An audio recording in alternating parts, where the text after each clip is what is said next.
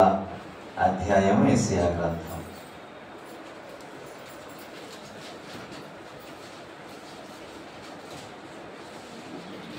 చదువుకుందాం. నీవే మాకు తండ్రివి, మేము జీవితమందు నీవు మాకు కుమారివాడవు, మేమందరము నీ చేతి పని ఉన్నాము. ప్రభు ఈ మాటలు ఆశీర్వదించునుగా. పరిశుద్ధాత్మ దేవుడు మనందరితో మాట్లాడునుగా. వినే చెవులు, గ్రహించే మనస్సు ప్రభు అనుగ్రహించునుగా. చదవబడిన లేఖనాన్ని మీకు అందరికీ పరిచయం కదా. ఇక్కడ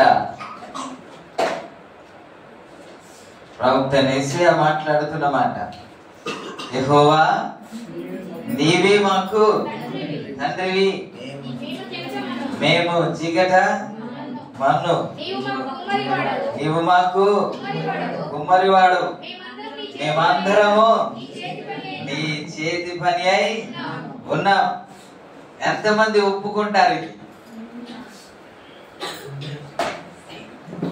ఇప్పుడే అమెరికాలో జరిగిన సంఘటన గుర్తు చేశారు. ఆ ఫంక్షన్ లో ఒక ఆమె లేచి మాట్లాడుతుందంట, మన ఎదుట దేవుడు కూడా జీరో అని మాట్లాడిందంట. దేవుడు కూడా జీరో. దేవుడు అగ్ని పంపించాడా లేదా పక్కన పెడితే, పర్వతంలో అగ్ని రగులుకున్నది, ఆ మంట ఇళ్ళల మీదకి వచ్చింది. నిజానికి ఇప్పుడు ఇమేజ్ చాలా తిరుగుతూ ఉన్నాయి వాట్సాప్ లో. చుట్టుపక్కల అన్ని ఇల్లు కాలిపోయింది, ఒకే ఒక ఇల్లు మిగిలింది. ఆయనే క్రైస్తవుడు అని సాక్ష్యం ఇస్తున్నారు. దేవునికి యెహోవా పట్టణమును కాపాడని ఎడల అగ్ని వచ్చినప్పటికి కూడా దేవుడు కాపాడితే ఏమీ చేయలేదు. అన్ని పరికరాలు ఉన్న దేశం అమెరికా దేశం. వెంటనే దానిని ఆపగలిగిన శక్తి కూడా వారికి ఉంది. ఒక వైపు నుంచి కాలుతూ వస్తున్నప్పటికీ ఇంకో వైపు నుంచి చలార్చే కెపాసిటీ వారికి ఉంది. అయినా వారు ఎవరు ఏమీ చేయలేకపోయారు. స్తోత్రం. ఇందు మూలంగా మనకు అర్థమవుతున్న మాట ఏంటంటే, దేవుడే కాపాడాలి. దేవుడు కాపాడకపోతే మనం ఈ విధంగా ఉండలేము అన్న సత్యం ఇప్పటికీ అర్థం చేసుకుంటే ఇంకా బాగుంటది. భక్తులు మాట్లాడదాం, నీవే మాకు తండ్రి. మాకు వేరొక తండ్రి, తల్లిదండ్రులు లేకుండా పిల్లలు పుట్టలేరు కదా. అది సాధ్యం కానే కాదు కదా. ఎవరు లేకుండా నేను భూమి మీదకి వచ్చేసాను అని అంటే ఎవరైనా నమ్ముతారా? అలాగుననే దేవుడు లేకుండా సృష్టి లేదు. దేవుడు ఈ సృష్టి అంతటిని మనం చూసినప్పుడు దేవుడు ఉన్నాడు అనే సంగతి మనకు అర్థం అవ్వాలి.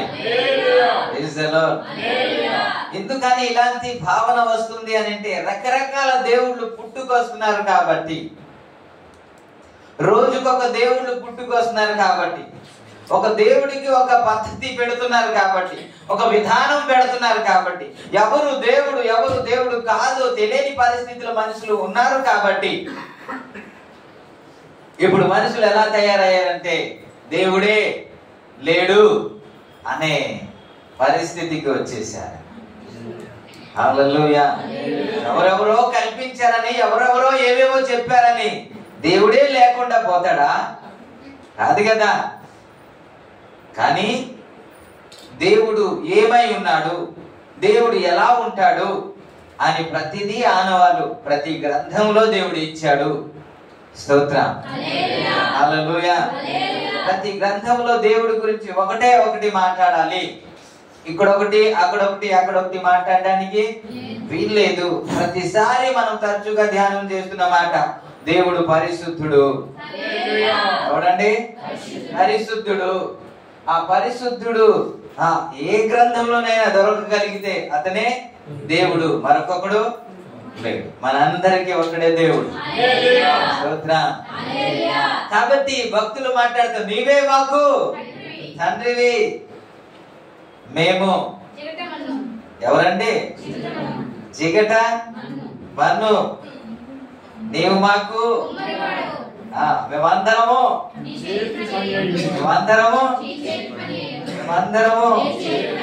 అంటే మనకు దేవుడే తయారు చేశారు అని ఒప్పుకుంటున్నారా? ఏమండి? మనము మన్నే గనుక తిరిగి మన్నే కదయ్యా అని పాడుతూ ఉంటాం. మరి మన్నే మట్టిలో ఉన్న కొన్ని లక్షణాలు మన శరీరాల్లో కూడా ఉన్నాయి. మన మన్ను ద్వారానే సృజించబడ్డాం. కాబట్టి ఈ మాట మీకు జ్ఞాపకం చేస్తాను. ఎంతమంది రాలేదు, మిస్ అవుతున్నారు అనుకుంటున్నారు. ఇలా పక్కన పెట్టి ముందుకు వెళ్దాం. అనేక సందర్భాల్లో మనకి అర్థం కాలేని ప్రశ్న ఒకటి మన మదిలో ఉంటాయి. కొన్ని ప్రశ్నకి ఇప్పటికీ జవాబు దొరకలేదు. అందుకే మనం తొందరపడుతూ ఉన్నాం. ఏమిటి ఆ ప్రశ్న అంటే, ఆయనే కుమ్మరివాడైతే, మనము జిగటమన్ను అయితే, ఆయనే మనకు ఒక రూపాన్ని కలుగజేస్తాడనే సత్యాన్ని గమనించాలి. ఆయన రూపాన్ని కలుగజేయాలి అంటే ఆయన చేతికి ఈ మన్ను వెళ్ళాలి. ఆయన చేతికి అప్పగించబడాలి. ఆయన చేతికి అప్పగించబడితేనే ఈ మన్ను ఒక రూపం వస్తుంది. మన్నుని షోకేస్ లో పెట్టేసి అబో సూపర్ అని పొగిడేవారు ఎవరు లేరు. మన్నుని తీసుకొచ్చి బాగుంది అనేవారు ఎవరు లేరు. ఆ మన్నుని ఒక రూపాన్ని ఇస్తేనే అది ఎక్కడ ఉంచాలో అక్కడ ఉంచుతారు. అది ఘనతకు పాత్ర వహిస్తుంది. ఆ రూపము లేనంత వరకు దానికి ఏ ఘనత ఉండదు, దానికి ఏ ఉపయోగము ఉండదు. కాబట్టి మనం ఉపయోగకరంగా మారాలి అని అంటే దేవుని చేతికి మనము అప్పగించబడాలి. రోమీయులకు రాసిన పత్రిక 12వ అధ్యాయము 1వ అధ్యాయంలో 1వ వచనంలో వ్రాయబడిన మాట. 12వ అధ్యాయము 1. కాబట్టి సహోదరులారా, పరిశుద్ధమును దేవునికి అనుకూలమునైన సజీవ యాగముగా మీ శరీరములను ఆయనకు సమర్పించుకొనుడి. ఇట్టి సేవ దేవునికి స్తోత్రం. మన శరీరములను సజీవ యాగముగా దేవునికి అప్పగించుకోవాలి, సమర్పించుకోవాలని. స్తోత్రం. ఏమిటి ప్రశ్న మన మదిలో అని అంటే, ఎప్పుడైతే ప్రభువుకి అప్పగించుకుంటాం, ఎప్పుడైతే లోకం నుండి వేరుగా బ్రతకాలని నిర్ణయం తీసుకుంటాం, ఎప్పుడైతే సహవాసాన్ని విడిచిపెట్టేస్తాం, ఏ సహవాసము? దుష్టుల సహవాసం. ఆత్మీయంగా జీవిస్తామని తీర్మానం చేసుకుంటాం, ఆత్మీయంగా ముందుకు సాగుతామని తీర్మానం చేసుకుంటాము. అప్పుడే ఏమవుద్ది అని అంటే కష్టాలు ప్రారంభం అవుతుంది, ఇబ్బందులు స్టార్ట్ అవుతాయి, నిందలు అవమానాలు వస్తాయి. మనకు అనిపిస్తూ ఉంటది, అయ్యో వారితో కలిసి ఉండేటప్పుడే బాగానే ఉండేది కదా, వారితో కలిసి తిరుగుతున్నప్పుడు ఏముండేది కాదు. ఎప్పుడైతే ప్రభు కొరకు జీవించాలని తీర్మానం చేసుకున్నామో అప్పుడు అందరూ చిన్న చూపు చూస్తున్నారు, అందరూ హేళన చేస్తున్నారు, అందరూ నన్ను దూరం చేశారు, నాకు ఒంటరిగా చేశారు, నిందలు అవమానాలు ఏమిటి అనిపిస్తూ ఉంటది. అనిపించిందా ఎప్పుడైనా? స్తోత్రం. ఇలాంటప్పుడు ఏమిటి, అసలు ముందే కదా బాగుంది. చెప్పాలి అని అంటే ప్రభువులోకి వచ్చిన తర్వాత జీవితం బాగుండాలి. ప్రభువులోనికి వచ్చిన తర్వాత పరిస్థితి బాగుండాలి. ఇప్పుడు నిందలు అవమానాలు ఏంటి అనిపిస్తుంటది. ఇప్పుడు మీరు జీవిస్తున్న జీవితం, ఇప్పుడు మీరు ప్రార్థన కొనసాగిస్తున్న ప్రార్థన జీవితం, ఆత్మీయ జీవితం, పరిశుద్ధమైన జీవితం మీరు సంతోషంగా కొనసాగిస్తున్నారు అని నేను అనుకోను. ఒకప్పుడు సంతోషంగా ప్రభువులో కొనసాగాం, ప్రారంభంలో ఉత్సాహంగా వచ్చాం, ఉత్సాహంగా ప్రార్థనలు ఆత్మీయతలో కొనసాగాం. ఎప్పుడైతే ప్రారంభమైందో కష్టం, ఇబ్బంది, శోధన, ఇప్పుడు పరిస్థితి కొనసాగుతున్నాం కానీ సంతోషం లేదు అని ఎందుకు అంటున్నానంటే, బయట ఆ లోకం నుండి ఇప్పుడు ప్రభువులోనికి వచ్చేసాం కాబట్టి మరలా అక్కడికి వెళ్ళలేం, వెళ్ళకూడదు. పోనీ ఇక్కడ ఉందామంటే ఆత్మీయంగా జీవిస్తున్న కొలది సమస్యలే, ఇబ్బందులే, ఇరుకే, శోధనలే. ఇప్పుడు అటు వెళ్ళలేము, ఇటు ఉండలేము అనే పరిస్థితిలో ఆత్మీయత సాగుతుంది. దేవునికి స్తోత్రం. నమ్మిన వారు స్తోత్రం, అవును అని అంటే స్తోత్రం చెప్పండి. మీరు సాగిస్తున్నారు, మీ ప్రార్థనకు వస్తున్నారు, మీరు ప్రార్థన చేస్తున్నారు, అప్పుడు ఉత్సాహం లేదు, అప్పుడు ఉజ్జీవము లేదు. ఎందుకు అని అంటే ఇప్పుడు జరుగుతున్న పరిస్థితిని బట్టి, సమస్యలు బట్టి, శోధనలు బట్టి దేవునికి స్తోత్రం. కొంతమంది ఎప్పుడైతే అది జరుగుద్దో, అవమానాలు వస్తాయో, నిందలు వస్తాయో, శోధనలు వస్తాయో, ఎప్పుడైతే వస్తుందో అప్పుడు ప్రార్థనలు ఆపేస్తాం, సహవాసము ఆగిపోద్ది, మాట్లాడుకోవడం ఆగిపోద్ది, ఫోన్ ఆగిపోద్ది. దేవునికి స్తోత్రం కదా. మనకు అర్థం కాదు ఎందుకు వస్తుందో. ఎందుకు వస్తుందో తెలిస్తే మనము సహవాసం మానం, ఏడుపు ముఖంలో ఉండవు, ప్రార్థన ఆగిపోం. పిలుస్తున్నారు కాబట్టి వెళ్ళాలి, కాల్ చేస్తున్నారు కాబట్టి వెళ్ళాలి అని ఉండదు. దేవునికి స్తోత్రం. పరిగెత్తుకుంటూ వచ్చేస్తాం. దానికి సమాధానం చెప్పాలని ఈరోజు ఈ చిన్ని సందేశం మీకు అందించాలని ఆశపడుతున్నాను. మనం ఎవరు చెప్పండి? మనం ఎవరు?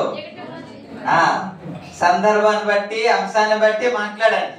మనం ఎవరు అని అంటే మన విశ్వాసులు అంటారేమో, కాదు. ఇక్కడ చదువుకున్న లేఖనం బట్టి మనము జిగట మన్ను.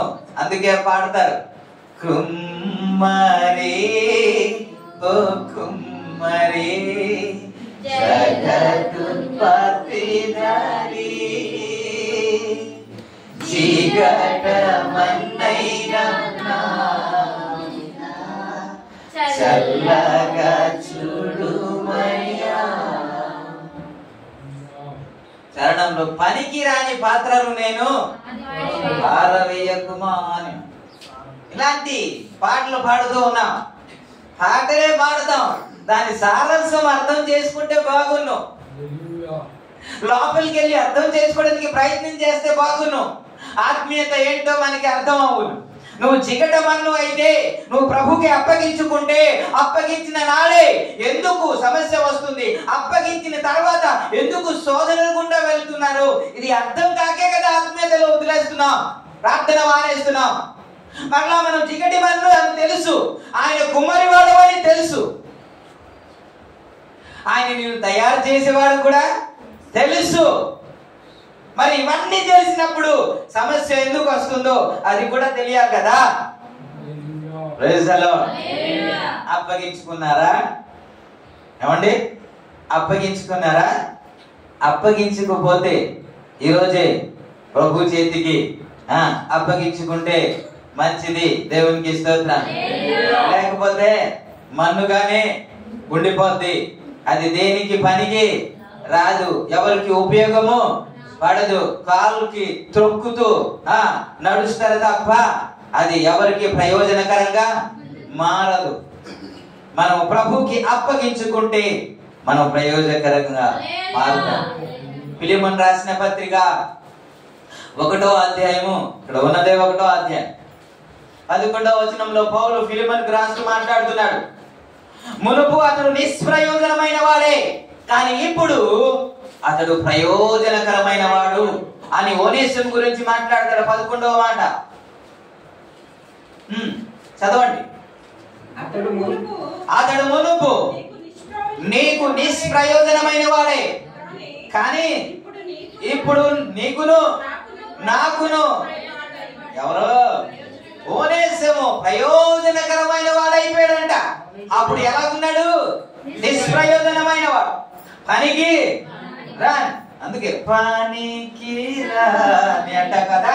పనికిరాని పాత్ర లేకపోతే పనికిరాని ఈ మట్టి ప్రయోజనకరంగా ఎలా మారింది అని అంటే ప్రభు సన్నిధికి వచ్చేసింది. దేవునికి స్తోత్రం. ప్రభు చేతిలోనికి వచ్చేసింది. మళ్ళీ మీరు పాడతారు, సారిపై ఉన్న పాత్రగా నన్ను అని. సారిపైకి రావాలి కదా. ఈ మట్టి ఎక్కడికి రావాలి? సారిపైకి రావాలి కదా. నేను రాను అని మొండికేసి కూర్చుంటే ఒక రూపము రాదు. నువ్వు వాడుకలోనికి రావు. నువ్వు ప్రయోజనకరంగా మారు. మన ప్రయోజనకరంగా మారాలి అని అంటే ప్రభు చేతిలోనికి వచ్చేయాలి. దేవునికి స్తోత్రం. హల్లెలూయా. మన మట్టి అయితే ఈనాడు ఏ రోజు ప్రభుకి అప్పగించుకుంటామో ఆ రోజు నుంచే ప్రాసెస్ ప్రారంభం అవుతుంది. ఏ ప్రాసెస్? నిన్ను తయారు చేసే ప్రాసెస్. ఓకే, మీకు తయారు చేసే ప్రాసెస్ అండి. మిమ్మల్ని ఒక రూపాన్ని ఇచ్చే ప్రాసెస్. కుండలో, మట్టి కుండలో రకరకాల కుండలు చేస్తారు కదండి, చూసారా? పువ్వులు నాటే కుండలు, నీళ్లు పట్టే కుండలు, పువ్వులు పెట్టే కూజ టైపు రకరకాల. ఇప్పుడు మనం కుక్కర్లో సిల్వర్ వాడుతున్నారు కదా మీరు. ఇది మట్టి కుక్కర్ కూడా వచ్చేసాయి కదా. ఇందులో వండుకుంటే వేగంగా అవుద్ది, ఆరోగ్యం కూడా ఉంటదని చెప్తున్నారు కదా. మరి రకరకాలది. ఒకప్పుడు మట్టే అని తయారు చేస్తే దాని విలువే మారిపోయింది కదా, పెరిగింది కదా. దేవునికి స్తోత్రం. హల్లెలూయా. మట్టి కుండ తయారైపోయిన తర్వాత మనం చూడడం కాదు, తయారవ్వక ముందు ఆ ప్రాసెస్ ఏంటో అర్థమైతే ఈ సమస్య ఏంటో మనకి అర్థం అవుతుంది. ఈ ముద్ద తయారవ్వక ముందు జరిగే ప్రాసెస్ మీకు జ్ఞాపకం చేస్తాను. యెషయా గ్రంథము 41వ అధ్యాయం 25వ వచనం చివరి రెండు లైన్లో మాట్లాడుతున్న మాట. ఒకడు బురద త్రొక్కునట్లు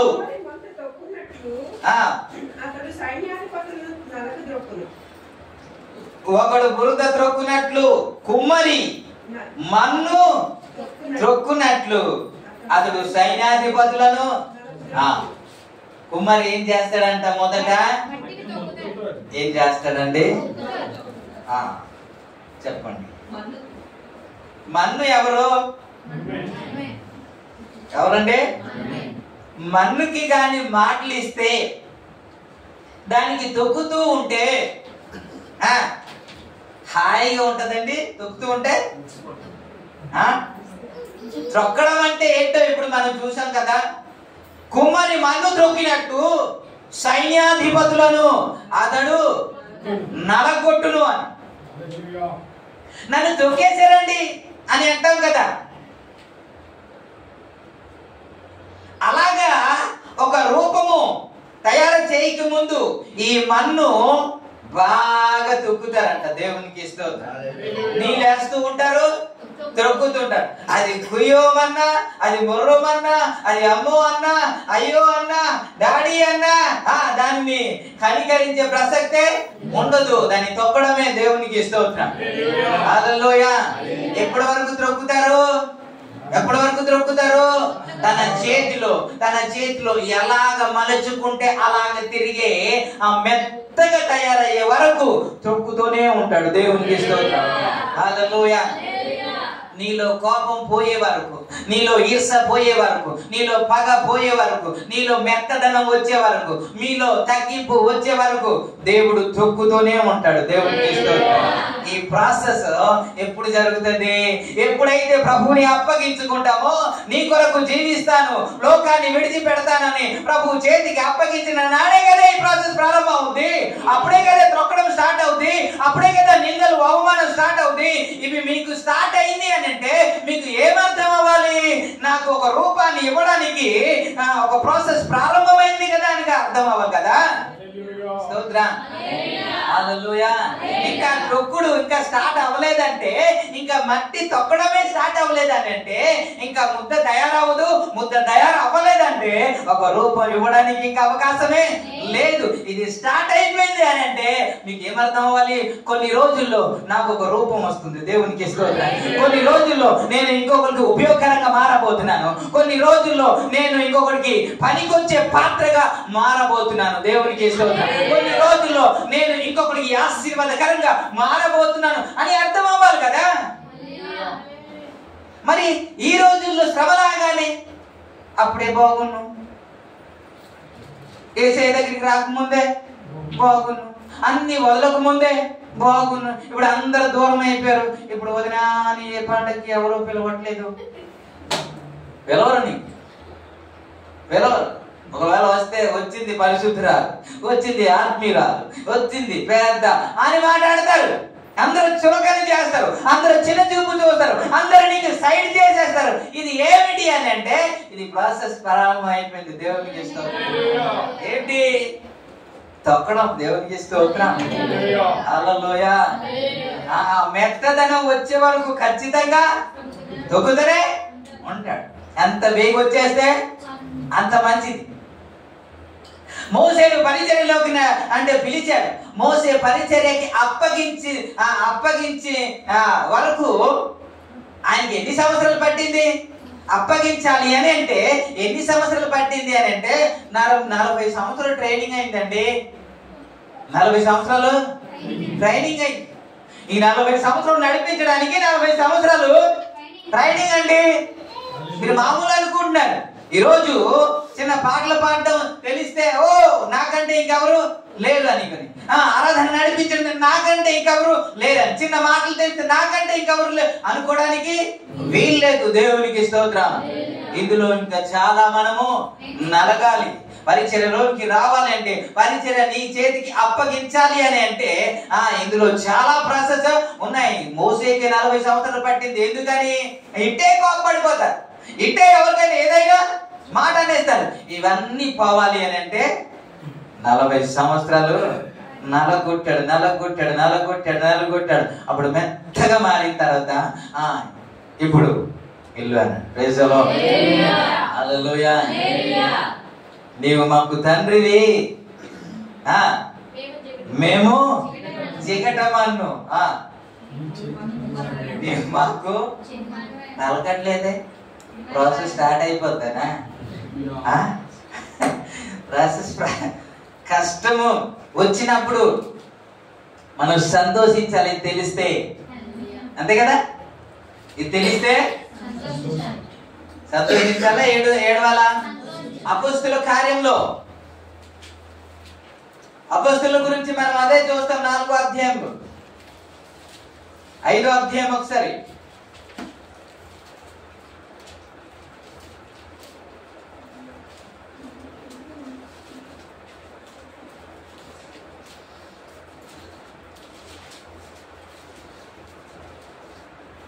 ఈసారి 40 వచనం నుండి చదువుదా.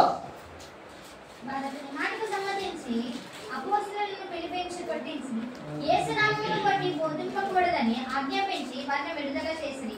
ఆ నామము కొరకు అవమానం పొందుటకు పాత్రులను ఎంచబడినందున వారు సంతోషించడం మహాసభ ఎదుట నుండి వెళ్ళిపోయి ప్రతిదినము దేవాలయములలోను ఇంటింటిలో మానక బోధించి కొట్టించి యేసు నామమును బట్టి బోధించకూడదని ఆజ్ఞాపించి వారిని విడుదల చేసిరి. ఆ నామము కొరకు అవమానమును పొందుటకు పాత్రులమని ఎంచబడినందున వారు సంతోషించిరి అని. అవమానంలో వారు సంతోషించారు, కష్టంలో వారు సంతోషించారు, ఇబ్బందిలో వారు సంతోషించారు, శోధనలో వారు సంతోషించారు. ఎందుకు అని అంటే ఆయనే మా కుమ్మరివాడు, మేము చికటవాళ్ళు. ఈ ప్రాసెస్ జరుగుతుంది అని అంటే మాకు ఉపయోగకరంగా దేవుడు తయారు చేయబోతున్నాడు. ఇది పొందడానికి మేము అర్హులము, ఒక రూపాన్ని దేవుడు ఇవ్వబోతున్నాడు అని సంగతి వారికి అర్థమైంది. కాబట్టి వారు ఏడవలేదంట, సంతోషించారు.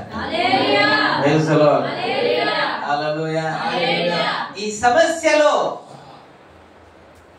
మనం ఏడుస్తున్నాం ఎందుకు అని అంటే, ఎందుకు జరుగుతుందో మనకు అర్థం కాలేదు కాబట్టి, ఎందుకు ఈ విధంగా జరుగుతుందో మనకు తెలియదు కాబట్టి. ఆయన నిన్ను ఒక పాత్రగా తయారు చేస్తున్న సంగతి మీరు అర్థం చేసుకుంటే ఎల్లప్పుడూ స్తుతిస్తారు ప్రభువుని. హల్లెలూయా. దెబ్బలు తినిన తర్వాత ప్రభువుని స్తుతించడం అనేది ఎవరికి సాధ్యం కాదు కదా. అందుకే పౌలు శీలలు స్తుతించారండి. అవమానంలో ప్రభువుని కనబరిచారు, అవమానంలో పాటలు పాడారు. బైబిల్లో రాయబడింది, ఎవరికైనా సంతోషం కలిగితే వారు పాటలు కీర్తనలు పాడవాలని, ఎవరికైనా బాధను దుఃఖం కలిగితే వారు ప్రార్థన చేయవాలని. కానీ అక్కడ రివర్స్ ఉంది కదా, వీరికి బాధ దుఃఖం ఇబ్బంది కలిగితే వారు పాటలు పాడుతున్నారు. దేవునికి స్తోత్రం. హల్లెలూయా. ఎందుకని? మమ్మల్ని ఒక పాత్రగా తయారు చేస్తున్నాడు ఆయన, ఒక రూపాన్ని ఇవ్వబోతున్నాడు. మనకు ఎలాగంటే దేవుడు ఒక రూపం ఇవ్వాలి అని అంటే, సృష్టి ఏ విధంగా అయితే కలుగునుగాక కలుగునుగాక అన్నాడు, ఆ విధంగా దేవుడు మనకి తయారు చేసేయాలి. అంతే కదా. ఈ రోజు వచ్చేయాలి, రేపే మారిపోవాలి ఒక బోధకుడుగా, రేపే ఒక స్వార్థ గాయకుడిగా మారిపోవాలి, రేపే ఒక ఆరాధికురాలుగా మారిపోవాలి. దేవునికి స్తోత్రం. హల్లెలూయా. కాదు కదా. ఉపయోగకరంగా మారాలంటే దానికి చాలా ప్రాసెస్లు ఉన్నాయి కదా. అది ఆ విధంగా వెళ్తేనే కదా అది ఒక రూపాన్ని వస్తుంది. యేసు ప్రభు వారు ఎందుకు మనకి అలా తయారు చేశారో తెలియదు కానీ, అన్నిటిని కలుగునుగాక కలుగునుగాక కలుగునుగాక అని చెప్పి మనిషిని మాత్రము కలుగునుగాక అనలేదంట. మరి అప్పుడు చేసావు కదా, ఇప్పుడు కూడా చేయమంటారేమో అనేసేమో, నాకైతే తెలియదు కానీ కలుగునుగాక అనలేదంట. మట్టితో తన చేతులతో నేను నిర్మించాడు. దేవునికి స్తోత్రం. హల్లెలూయా. హల్లెలూయా. అందుకే నిర్మించే విధానము చాలా ఈజీ కానే కాదండి. అప్పటి వరకు తన దేశంలో ఉన్నాడు, తన పట్టణంలో ఉన్న, తన ఊరిలో ఉన్నాడు, ఏ సమస్య లేదు. ఎప్పుడైతే దేవుడు పిలిచాడు, ఎప్పుడైతే దేవుడు అబ్రహామును పిలిచాడు, అప్పటి నుంచి కదా అవమానం ప్రారంభమైంది. ఇంకా చెప్పనా, తన భార్యను పరాయివాడు తీసుకెళ్లి తన భార్యనే తనకు భార్యగా చేసుకుంటానని అన్న అవమానం కంటే ఇంకో అవమానం లేదు కదండి. అంతకంటే గొప్ప అవమానం ఇంకొకటి లేదు కదా. ఇక్కడ పలుమార్లు మనం జరిగినట్టు మనం చూస్తాం కదా. అనేక సందర్భంలో దేవుడు పిలిచాడు కదా, దేవుడు పిలిస్తే కదా వచ్చాడు, దేవుడి చిత్తానికి లోబడి కదా వచ్చాడు, దేవుని మాటకు లోబడి కదా వచ్చాడు. మరి దేవుని కార్యము జరగాలి కదా. ఆయన నడుస్తూ వెళ్తూ ఉంటే శత్రువులు సైతం మిత్రులుగా మారిపోవాలి కదా. అయినప్పుడు కూడా ఎక్కడికి వెళ్ళినా సరే కారు, ఎక్కడికి వెళ్ళినా ఇబ్బంది, ఎక్కడికి వెళ్ళినా సమస్య కదా అబ్రహాము జీవితంలో. హల్లెలూయా. ఎందుకని అలా జరుగుతుంది అని అంటే, అబ్రహాము ఏనాడు ఏడ్చినట్టు మనకు కనబడు, కానీ అబ్రహామును తయారు చేస్తున్నాడు దేవుడు. అబ్రహామును ఎలా తయారు చేస్తున్నాడంటే, ఒక విశ్వాసమునకు తండ్రిగా తయారు చేస్తున్నాడు. అందరూ భూలోకంలో ఉన్న ప్రజలందరూ ఆయన వైపు చూసి విశ్వాసం అంటే ఇది, మేము నడవాలంటే ఇతన్ని చూసి నడుచుకోవాలి అనే విధంగా తయారు చేయడానికి ఈ ప్రాసెస్లన్నీ. దేవునికి స్తోత్రం. ఈ కష్టాలు ఇబ్బంది ఉంటే ఎందుకు తయారు చేస్తున్నాడంటే, అందులో ఆయన స్థిరంగా ఉండగలిగితే అనేకులకు దీవెనకరంగా ఆయన మారబోతున్నాడు.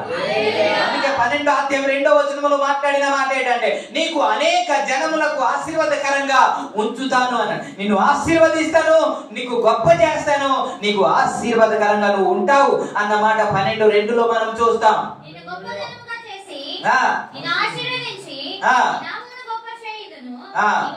నీవు ఆశీర్వాదముగా ఉండువు అన్నమాట.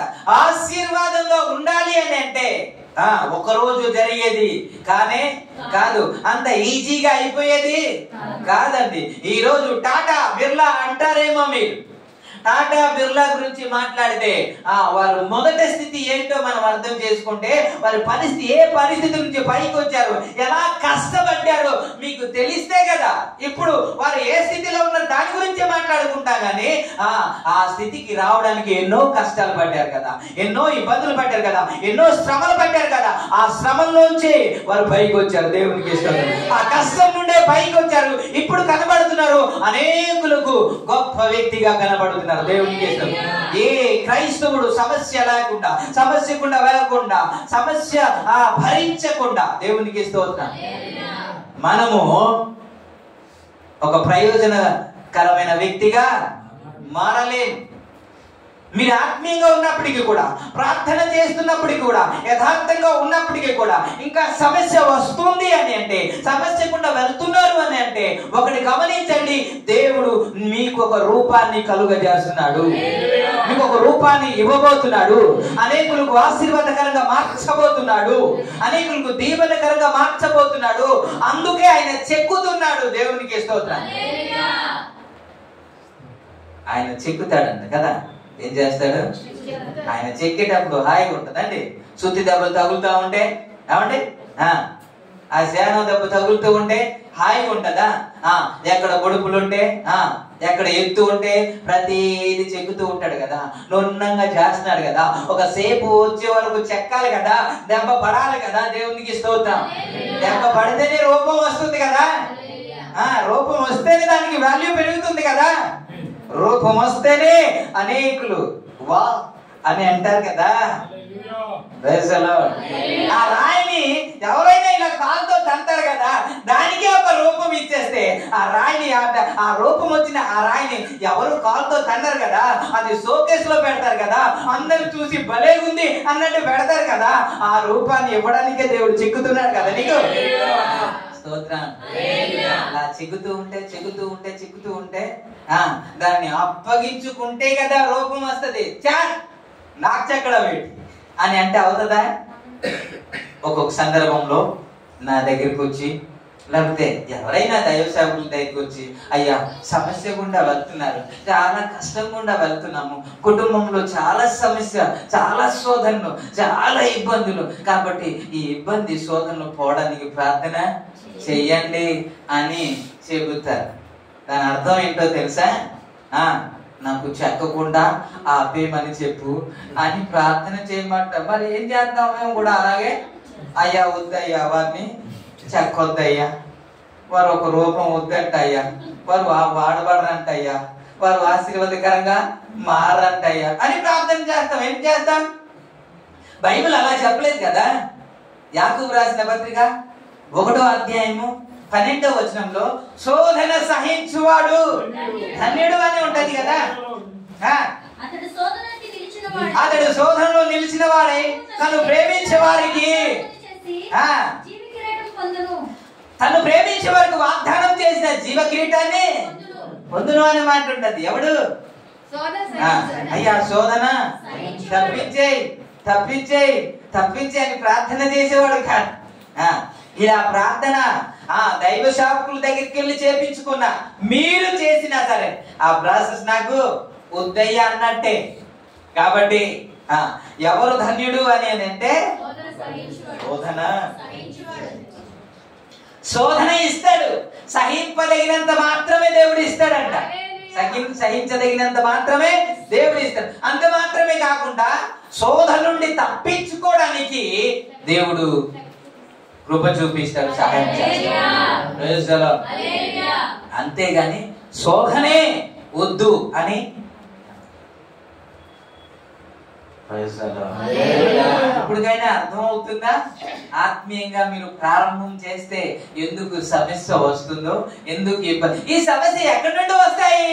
బయట నుండి వస్తాయి అనుకుంటున్నారు. కాదు కాదు కాదు, ఇంట్లో నుండే వస్తాయి, కుటుంబం నుండే వస్తాయి, సంఘం నుండే వస్తాయి, విశ్వాసం నుండే వస్తాయి, స్నేహితుల నుండే వస్తాయి, మనవాళ్ళ నుండే వస్తాయి, రక్త సంబంధం నుండే వస్తాయి.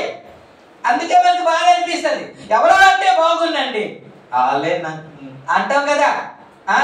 వాళ్ళంటే బాగుండు, బయట అంటే బాగును, మరి మీరే అంటాం అనేది కరెక్ట్ కాదు కదా. ఇది శోధన. దేవునికి స్తోత్రం. ఇది చెక్కుడు కార్యక్రమం. ఏంటే చెక్కుడు కార్యక్రమం. ఆయన చెక్కుతున్నాడు. ఆయన నువ్వు ఎలా పడితే అలా తిరిగితే ఎవరు నిన్ను ఏమి అనరు. రేమాయ రారా కూర్చో అంటే నువ్వు కూడా కూర్చుంటే వాళ్ళు నీకు ఎగతాళి చేయరు. నా కుదరా, నేను ఎప్పుడో మానేశానురా, నేను ఆ జోలికి రానురా అంటేనే ఎగతాళి పెద్ద వచ్చాడు అని అంటారు. వాళ్ళతో కలిసిపోతే ఏమి ఉండదు. ప్రభునామానికి మహిమ కలుగు. ఎందుకు మనము పడిపోతున్నాం అంటే మన వాళ్ళ నుండి వచ్చినప్పుడు అది ఆ పొరపాటున అది మనం గమనించలేకపోతాం. ఈ సమస్య బయటి నుండి వస్తుందేమో అనుకుంటున్నాం. పౌలు అలా మాట్లాడలేదు కదా, మీలో నుండి వస్తాడని కదా అపొస్తలుల కార్యం 20వ అధ్యాయంలోనే.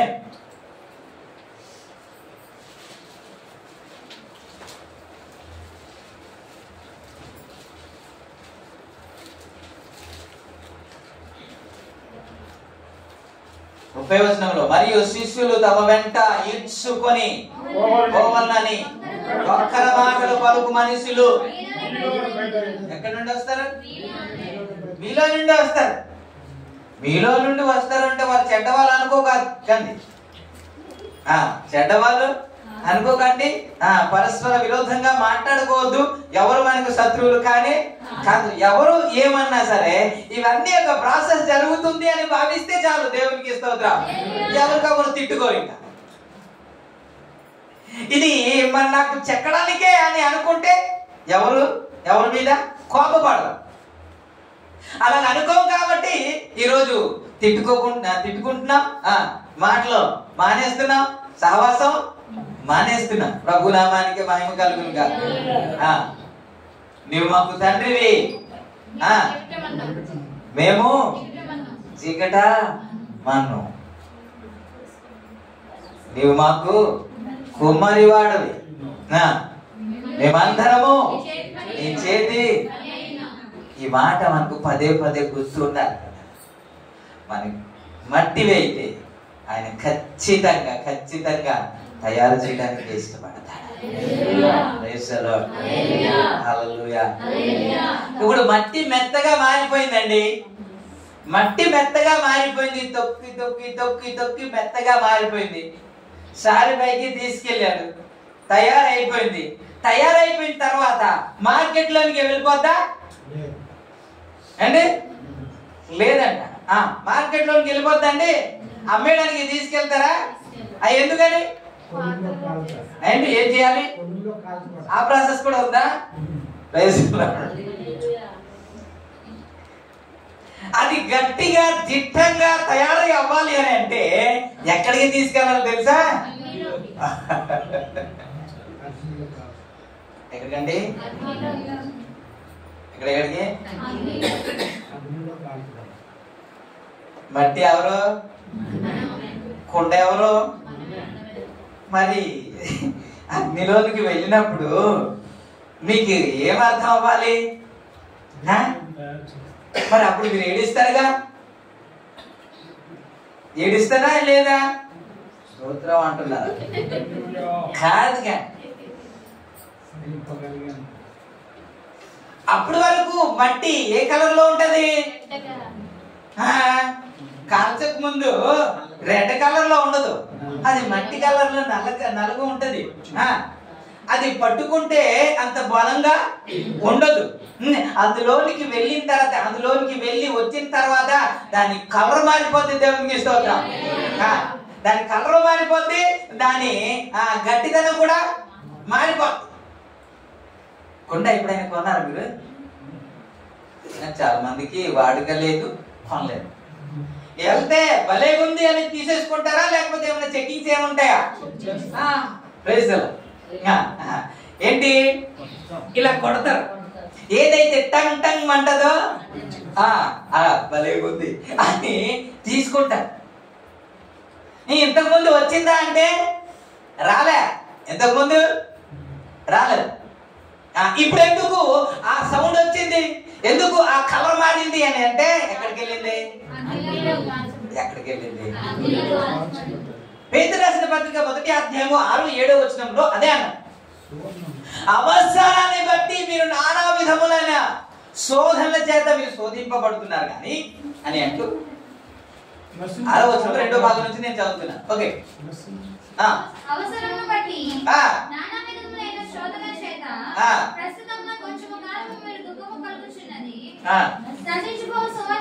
నశించిపోవు సువర్ణము అగ్ని పరీక్ష వలన శుద్ధపరచబడుతున్నది కదా, దానికంటే అమూల్యమైన మీ విశ్వాసము ఈ శోధన చేత పరీక్షకు నిలిచినదై యేసు క్రీస్తు ప్రత్యక్షమైనప్పుడు మీకు మెప్పును మహిమయు ఘనతయు. Praise the Lord. హల్లెలూయా. నశించిపోతున్న సువర్ణం అంటే బంగారము, లేకపోతే ఆ మెరుపు తగ్గిపోయిన ఆ బంగారము అగ్ని పరీక్షలోనికి వెళ్ళిన తర్వాత ఎలాగైతే మెరుస్తుందో అలాగే ఎందుకు మీకు అగ్ని పరీక్షలోనికి దేవుడు తీసుకెళ్తున్నాడు అని అంటే మీ విశ్వాసము మెరవడానికి దేవుడికి ఇస్తుంది. హల్లెలూయా, హల్లెలూయా. ఇది అవసరమానిక ఇది ఒక 2-3 సంవత్సరాలు అయిన తర్వాత క్లీన్ చేసుకుంటాం కదా, చేస్తారా? మీ ఇంటికి వచ్చి 50 రూపాయలకి క్లీన్ చేస్తుంటారు కదా. అలాగా ఇది ఇంకా మెరవాలంటే ఎక్కడికి వెళ్ళాలి? అగ్నిలోనికి వెళ్తేనే అది మెరుస్తుంది. పేతురు రాసిన పత్రిక అదే అధ్యాయం, అది 4వ అధ్యాయంలో 12వ వచనంలో మీరు చూస్తే, వీళ్ళారా మిమ్మును శోధించుటకు మీకు కలుగుచున్న అగ్ని వంటి మహాశ్రమను గూర్చి మీకేదో ఒక వింత సంభవించినట్లు. అదేంటంటే అగ్ని వంటి మహాశ్రమ వస్తే అంట ఒక వింత సంభవించినట్టు పెద్దగా మీరు ఆశ్చర్య పడవు. ఎవడు ఆశ్చర్యపడకుండా ఉంటాడంటే అవంటే అది అసలే అగ్ని వంటి పరీక్ష. అగ్ని వంటి పరీక్ష అంటే తట్టుకోలేనంత పరీక్ష. కొన్ని టైంలో తట్టుకోలేమనిపిస్తుంది అలాంటి పరీక్ష, అలాంటి సమస్య, అలాంటి శోధన గుండా దేవుడు నడిపిస్తుంటాడు. ఇలాంటి వచ్చినప్పుడు పెద్ద ఎంత జరిగిందని మీరు అనుకోవద్దు. మీరు చదవండి. మిమ్మల్ని శోధించుటకు మీకు కలుగుచున్న అగ్ని వంటి మహాశ్రమను గూర్చి మీకు ఏదో ఒక వింత సంభవించినట్లు ఆశ్చర్యపడకుడి. క్రీస్తు మహిమ బయలుపరచబడినప్పుడు మీరు మహానందంతో సంతోషించు నిమిత్తము క్రీస్తు శ్రమలో మీరు పాలివారే ఉన్నంతగా శ్రమ వచ్చినప్పుడు అంట క్రీస్తు శ్రమలో మనం పాలివారమై ఉన్నాము అని సంతోషించాలి. ఇలాంటి మనస్తత్వం ఎవరికి ఉంటుందో కష్టాల్లో వారు స్తుతిస్తారు, కష్టాల్లో ప్రభుని ఆనందిస్తారు, శ్రమలో ప్రభుని స్తుతిస్తారు. ఎందుకని? నేను ప్రభు శ్రమలో పాలివారు అవుతున్నాను అని. ఇది నాకే ఎందుకు రావాలి, నన్నే ఎందుకు ఈ కష్టం రావాలి, మా కుటుంబానికి ఎందుకు అని మనం ఏడుస్తుంటాం చాలా సందర్భం. మీ కుటుంబానికి ఎందుకు అని అంటే ఆయన శ్రమల్లో పాలి భాగస్తులు అవడానికి దేవుడు మీకే అవకాశం ఇచ్చాడు కాబట్టి. స్తోత్రం. అది అందరికీ లేదు కాబట్టి మీకే ఆ కృప దేవుడు ఇచ్చాడు కాబట్టి దేవునికి స్తోత్రం. హల్లెలూయా. 14వ వచనంలో ఏమన్నాడంటే క్రీస్తు నామము నిమిత్తము మీరు నింద పాలైన ఎడల మహిమా స్వరూపి అయిన ఆత్మ అనగా దేవుని ఆత్మ మీ మీద నిలుచుచున్నాడు గనుక. ఏంటంటే క్రీస్తు నిమిత్తం మీరు నింద పాలైతేనంట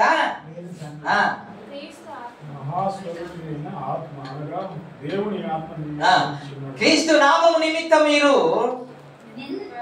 నిందల పాలైన ఎడల మహిమా స్వరూపియకు ఆత్మ అనగా దేవుని ఆత్మ మీ మీద నిలుచుచున్నాడు గనుక మీరు దేవునికి స్తోత్రం. క్రీస్తు నామము బట్టి నిందల పాలైతేనంట దేవుని ఆత్మ మన మీద నిలుస్తుందంట. దేవునికి స్తోత్రం. హల్లెలూయా.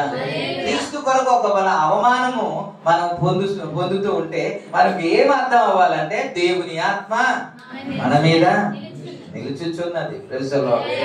హల్లెలూయా. ప్రభు నామానికి మహిమ కలుగును గాక.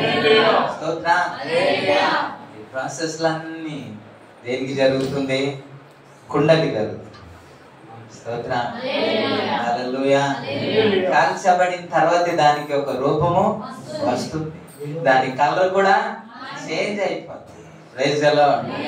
హల్లెలూయా.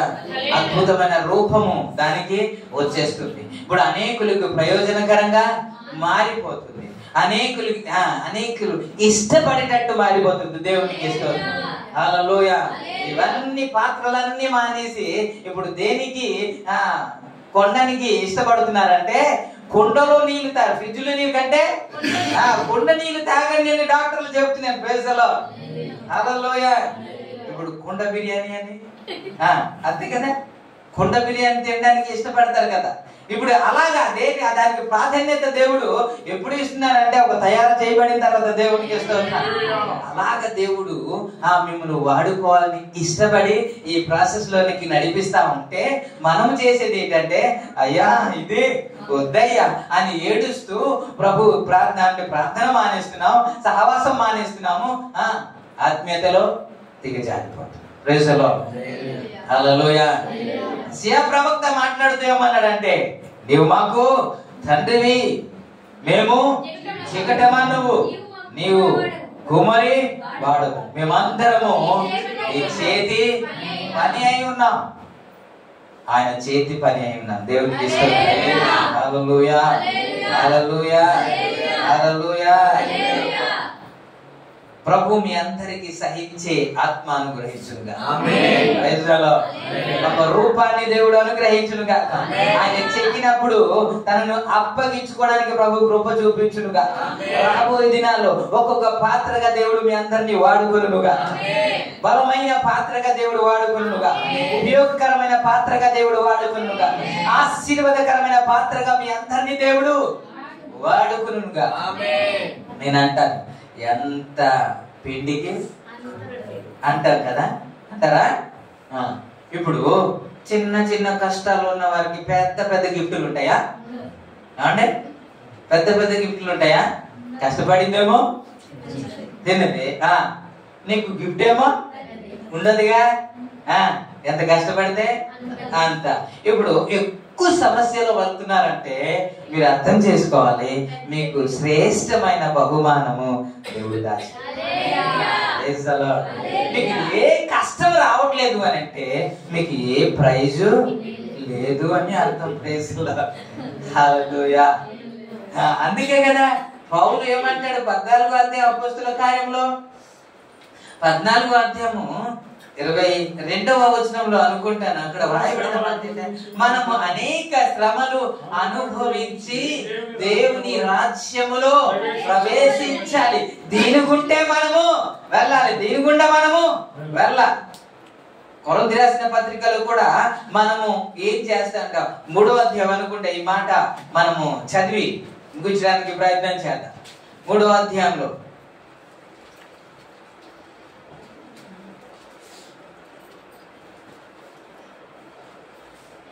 12వ వచనం నుంచి, ఎవడైనాను ఈ పునాది మీద బంగారము, వెండి, వెలగల రాళ్ళు, కర్ర, గడ్డి, కొయ్యకాలు మొదలైన వాటితో కట్టిన ఎడల వాని వాని పని కనబడును. ఆ దినము దానిని తేటపరచును, అది అగ్ని చేత బయలుపరచబడును. మరియు వాని వాని పని ఎట్టిదో దానిని అగ్నియే పరీక్షించును. పునాది మీద ఒకడు కట్టిన పని నిలిచిన ఎడల వాడు జీతము పుచ్చుకొనును. ఒకని పని కాల్చివేయబడిన ఎడల వానికి నష్టము కలుగును. అతడు తన మట్టుకు రక్షించబడును గాని అగ్నిలో నుండి తప్పించుకొనున్నట్లు రక్షింపబడడు. దేవునికి స్తోత్రం. హల్లెలూయా. అక్కడికి వెళ్ళినప్పుడు ఒక గేట్ ఉంటదంట. ఆ గేటు ఏమిటి అంటే అగ్ని. అగ్ని అందులో నుంచి వెళ్ళినప్పుడు నువ్వు దేనితో కట్టబడ్డావు? వెండి బంగారం వెలగల రాళ్లతో కట్టబడిందా, లేకపోతే కర్ర కొయ్యకాలు గడ్డితో కట్టబడిందా? ఇది ఆ రోజు తెలుపబడుతుందంట.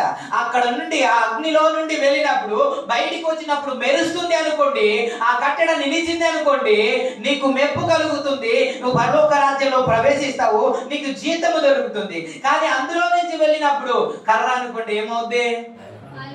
ఏమంటే స్తోత్రం. అందరు కలిసి గట్టిగా చెప్పు. అందుకే ఇందులో గుండా దేవుడు నడిపిస్తున్నాడు. హల్లెలూయా. ఈ సమస్య గుండా అపోస్తుల కార్యం అంతా మీరు చదివితే, అపోస్తుల జీవితం అంతా మీరు చూస్తే, ఎవరి జీవితంలో శ్రమ లేదు అని చెప్పలేం, ఎవరి జీవితంలో కష్టం లేదని చెప్పను. అప్పటి వరకు అందరిని పట్టుకొని ఈడ్చుకుంటూ తీసుకెళ్తున్నాడు. వాడికి అధికారం ఉంది, ఇంకా అధికారుల దగ్గరికి వెళ్ళాడు, ఇంకా ఎక్కువ అధికారం పొందుకున్నాడు. దమస్కో ప్రాంతానికి వెళ్తున్నాడు, ఇంకా చాలా మందిని ఇంకా పట్టుకొని తీసుకొని రావాలి, చెరసాల్లో వేయాలి అని అతని వెనకాల చాలా మంది ఇంకా పనివారు కూడా ఉన్నారు. అంత హోదా ఉన్న వ్యక్తి, ఎవడు వేలెత్తి చూపించడానికి వీల్లేదు, ఎవడు కొట్టడానికి కూడా అవకాశమే లేదు. అలాంటి సౌలు ఎప్పుడైతే మారిపోయాడు, ఎప్పుడైతే ప్రభువుకి తన జీవితాన్ని అప్పగించాడో, ఇప్పుడు ఎక్కడ పడితే అక్కడ దెబ్బలే, ఎక్కడ పడితే అక్కడ అవమానాలే, ఎక్కడ పడితే అక్కడ నిందలే, ఎక్కడ పడితే అక్కడ కష్టాలే. దేవునికి స్తోత్రం. ఇవంతా కొరింథీ రాసిన పత్రికలో మనం చూస్తాం. చదవద్దు గాని 11వ అధ్యాయము 22వ వచనం నుండి మనం చదువుతాము. ఎన్ని కష్టాలు, ఎన్ని దెబ్బలు, ఎన్ని అవమానాలు, ఇవన్నీ ఆయన తెలుపుతాడు. దేవునికి స్తోత్రం కలుగుగాక. హల్లెలూయా. దేవుని చిత్తము చెయ్యాలి అని మనం ప్రారంభం చేసినప్పుడు ఇవన్నీ స్టార్ట్ అవుతాయి. ఇవన్నీ ఎందుకు అని అంటే నీకు ఒక రూపాన్ని ఇవ్వడానికి మాత్రం. ఈ రోజు సంఘము, ఈ రోజు నేటి దినాల్లో ఉన్న సంఘము ఎవరి బోధ చేత నిలబడి ఉంది, ఎవరి బోధను బట్టి ఆ సంఘం వెళ్తుంది అని అంటే అపోస్తలుడైన పౌలు బోధించిన బోధను బట్టి, ఆయన రాసిన పత్రికను బట్టి సంఘము నేటి దినాల్లో విశ్వాసాన్ని తెచ్చుకుంటుంది. ఆ సంఘము స్థిరపరచబడబోతుంది. దేవునికి స్తోత్రం. హల్లెలూయా. హల్లెలూయా. అని పరిచర్య జరిగించాడు కాబట్టి ఉంటే పౌలులాగా మనము బ్రతకాలి, పౌలులాగా పరిచర్య చేయాలి, పౌలులాగా మనము జీవించాలి అనే విధంగా పౌలు జీవించాలి. జీవితంలో అనేక శ్రమల గుండా తీసుకెళ్లి, ఎందుకు తెలుసా, ఈ రోజు అనేక సంఘాలకి ఆశీర్వాదకరంగా పౌలును వచ్చాడు. దానికి చెప్పాలంటే పేతురు ఎక్కువ పత్రిక రాయాలంటే ఎక్కువ పత్రిక పేతురు రాయాలి. ఎందుకంటే ప్రథమ శిష్యుడు పేతురే. కానీ 14 పత్రిక రాసింది ఎవరు అని అంటే పౌలే. హల్లెలూయా. ఎక్కువ శ్రమ ఎవరికి అని అంటే పౌలుకే. ఎక్కువ శ్రమ ఎవరికి? పౌలుకే. ఎక్కువ కష్టం ఎవరికి? పౌలుకే. అందుకే చెబుతున్నాను, ఎక్కువ కష్టం గుండా వెళ్తున్నారంటే మీరు ఎక్కువ మందికి ఆశీర్వాదకరంగా మారబోతున్నారు. హల్లెలూయా. ప్రభు అట్టి కృప మనందరికీ అనుగ్రహించుగాక. ఈ మాటలో దేవుడు ఆశీర్వదించుగాక.